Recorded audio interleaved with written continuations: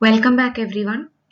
Through this video, I'll be covering in detail about static cone penetration test, which is another type of penetration or sounding test which is performed in the field. There are generally two types of cone penetration test. They are static cone penetration test and dynamic cone penetration test. Now, how the cone penetration is different from the other sounding test, such as standard penetration test, is that this cone penetration test does not require a borehole for measuring the soil resistance, whereas in standard penetration test the first thing to be done is to dig a borehole to the required depth where we are proposing to conduct the penetration test. So this has to be repeated at each depth. The boring has to be continued to the required depth each time wherever the static penetration test has to be conducted. Whereas in the case of cone penetration test, we simply have to drive the penetrometer into the ground to get the required soil resistance. Okay, now first we'll discuss in detail about static cone penetration test. Now this test is also called as the Dutch cone test, and this test is certified by the Indian standards, and there is a separate IS code which describes in detail the specifications and all test procedures required to be conducted for required to be followed for static cone penetration test. So that is in the name of IS 4968 part 3 1976 method for subsurface sounding for soils part 3 static cone penetration test. Now through this test also we will be measuring the penetration resistance of the soil. Okay, and this test is mainly suitable for soils such as soft or loose soils, like silty sands, loose sands, layered deposits of sands, silts and clays, as well as in clay deposits. So basically the static cone penetration test is suitable for both cohesionless and cohesive, most of the cohesionless and cohesive soils, whereas the standard penetration test was mostly suitable for cohesionless soils only. Because even though we could get some results for cohesive soils from standard penetration test, it was not that reliable. Whereas the static cone penetration test will give accurate results in most of the cohesionless as well as cohesive soils. Okay. Now this test can either be a manually operated one or it can be a mechanically operated one. So with manual operations of the equipment, test up to 15 to 20 meters can be completed in a day. So you can imagine how effortless it is to conduct this static cone penetration test at site, because we can cover this many meters even with manual operation of the equipment. And compared to standard penetration test, this is one of the fastest methods as well as one of the inexpensive methods of sounding available for a site investigation. Now this is the main apparatus, or you can call it as a penetrometer, which is used for the static cone penetration test. And basically the apparatus or the entire equipment consists of a steel cone, a friction jacket, a sounding rod, a mantle tube, and a driving mechanism. Okay, as I said, it can either be manually operated or it can be mechanically operated by means of some rig, okay, to which this whole apparatus will be attached, and you can just simply drive it into the soil. Okay, and then measuring equipment, that is if you want to measure the resistance of the soil, we need some equipments that continuously show the values of these soil resistance. Okay, and actually this figure A shows the cone assembly alone. Okay, and then the other figure B shows the friction jacket. Now these are the two main parts of this static cone penetration equipment. There is a cone assembly as well as there is a friction jacket. Okay. Now this is how the actual apparatus of static cone penetration test looks like. So the left side figure is the actual apparatus. So here this is actually in the original position. Okay, so basically this entire thing, what you can see here is only this much is actually the cone assembly only. So this whole thing will fall down.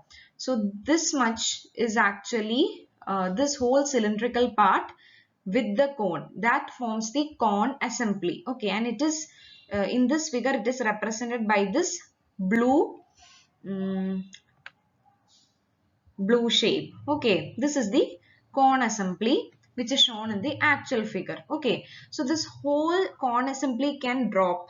Okay, and inside the cone assembly you will have your friction jacket, mantle tube and everything. Okay, and basically the sounding rod. The sounding rod is for inserting this whole penetrometer into your soil. Okay, so as the depth increases, you can increase the length of the sounding rods by adding rods of 1 meter length. Okay.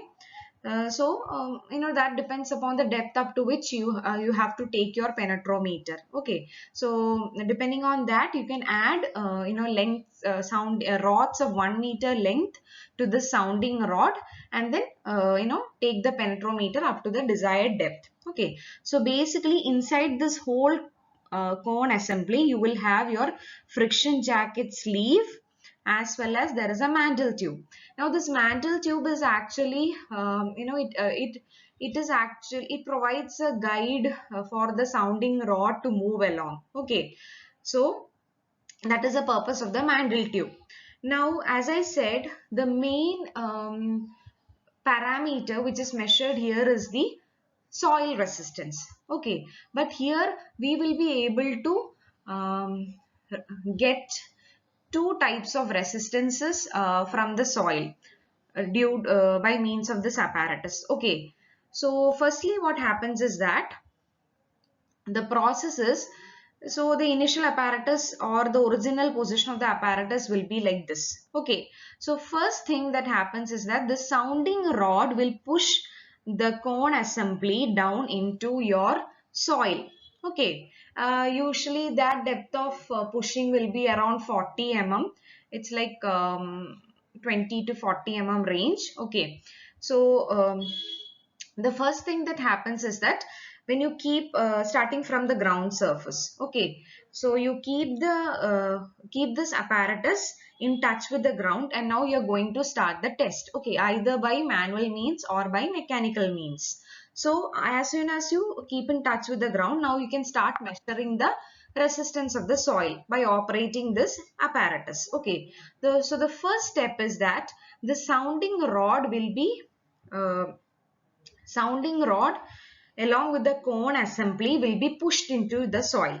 Okay, so basically this part which you see here will fall down, and inside this part only there is a friction jacket. Okay, so first the sounding rod along with the cone assembly will be pushed into the soil by a distance of 40 mm. See, it will range from 10 to 40 mm depending upon the type of penetrometer, cone penetrometer that you are using. Mostly it's in the range of 10 to 40 mm.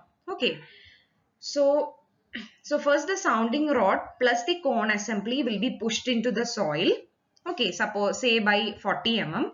Now in the next step what happens is that the friction jacket, okay, the sounding rod with the friction jacket will be pushed further into the soil. Okay, and then in the third step the sounding rod will, the whole apparatus will come into its original form. Okay, will be pushed in such a way that the whole apparatus comes into this original form. It will look like this. Okay, so basically what happens is that in the first step when you are pushing the sounding rod along with the cone assembly into the soil, what we are actually measuring is the tip resistance. Okay, so you are pushing the cone into the soil, you will be able to measure the cone resistance or the tip resistance of the soil. Okay, and in the second step when you are pushing this sounding rod along with the friction jacket assembly together into the soil, what you will be getting is a combined cone resistance as well as frictional resistance. Okay, there will be frictional resistance. Obviously, when you are pushing a shaft like thing into the soil, there will be friction developed along the um, circumference of the shaft. Okay, so in the second step, when you're pushing the sounding rod along with the friction jacket assembly into the soil, what you get is the combined cone resistance and the frictional resistance. Okay, and all these resistances will be measured by means of gauges which are fixed above the ground level. Okay, now in the third procedure, what happens is that the sounding rod will be pushed in such a way that the whole apparatus will come back into its original form. Okay. So basically what is the procedure? First the cone assembly, sounding rod with cone assembly is pushed into soil and you measure the cone resistance or tip resistance of the soil.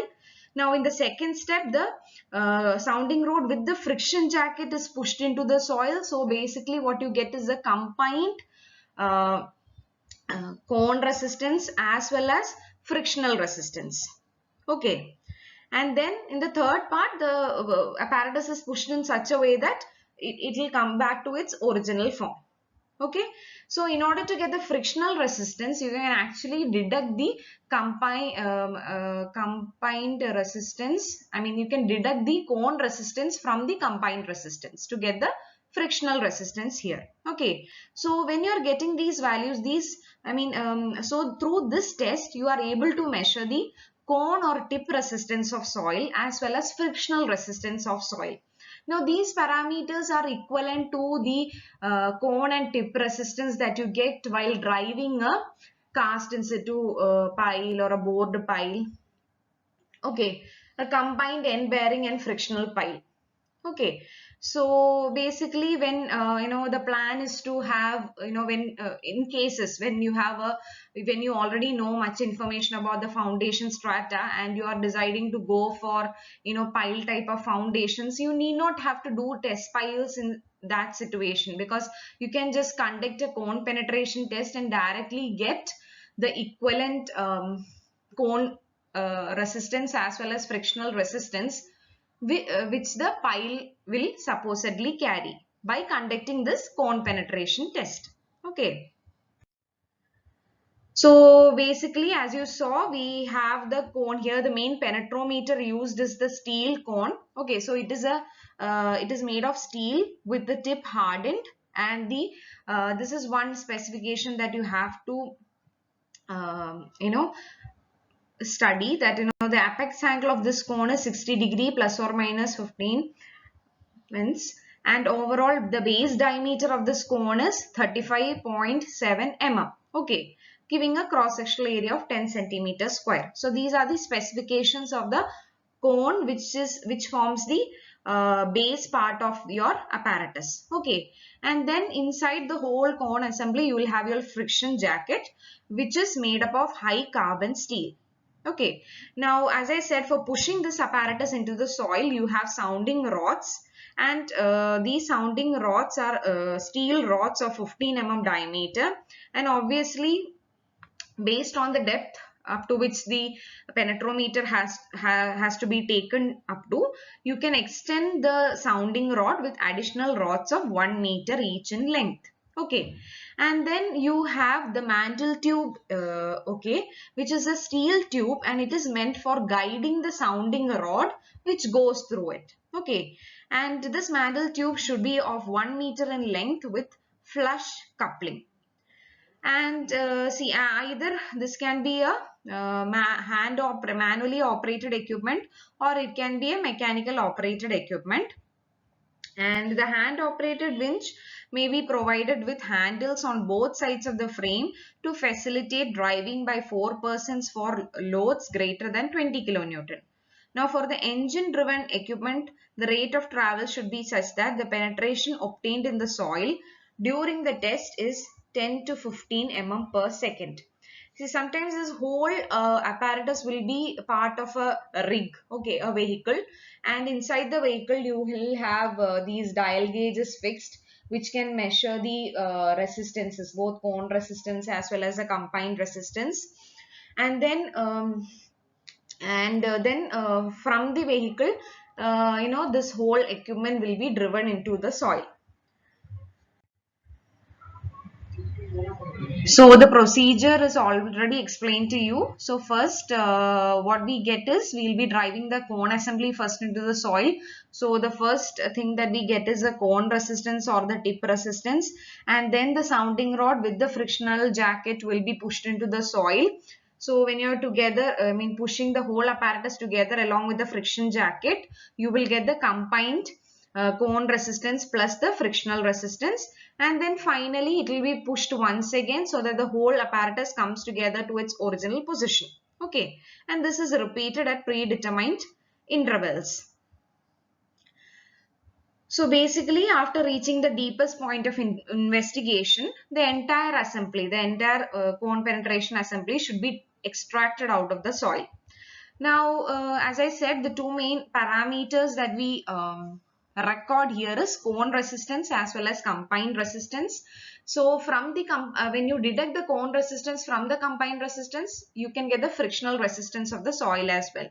So, continuously you will be recording these cone resistance as well as frictional resistance with respect to depth in meters. Okay, so you can represent both these variations of resistances graphically. Okay, and if you have a more advanced system which is mechanically operated and connected to a proper computer and all, you will be able to get those graphs along with the conduct of the test itself. Okay, and then it has been seen that though it is suitable for most of the loose, cautionless and coarse soils, this test has to be has been found unsuitable for gravelly soils and dense sands. Okay, that is because this apparatus is difficult to be driven into such type of soils.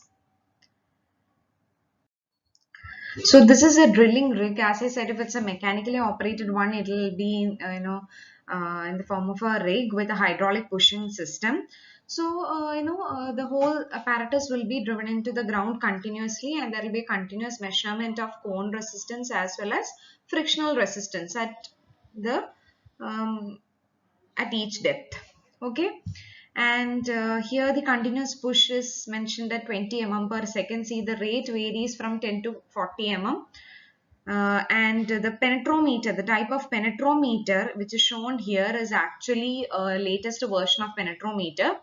It's also called as piezo cone. Okay, now here this type of cone penetrometer has the provision of measuring the pore water pressures at the various depths, in addition to measuring the cone resistance as well as the frictional resistance. Okay, so when you're using this type of cone penetrometers for getting the soil parameters, you will also be able to measure you will also be able to record the variation of pore water pressures with depth as well, in addition to recording the cone resistance and frictional resistance with respect to depth. Okay, and these type of mechanically operated rigs will have data collection systems wherein you will be directly getting all the graphs of these various parameter variation with respect to depth.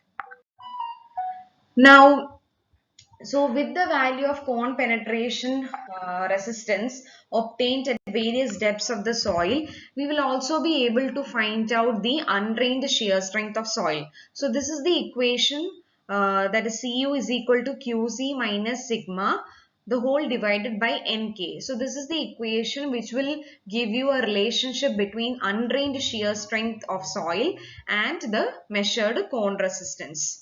Now, sigma is actually the total overburden stress or pressure at the depth of penetration, and Nk is actually a cone factor. It depends upon the type of cone, whether electric cone or mechanical cone is used. So basically, that cone factor varies between 15 to 20.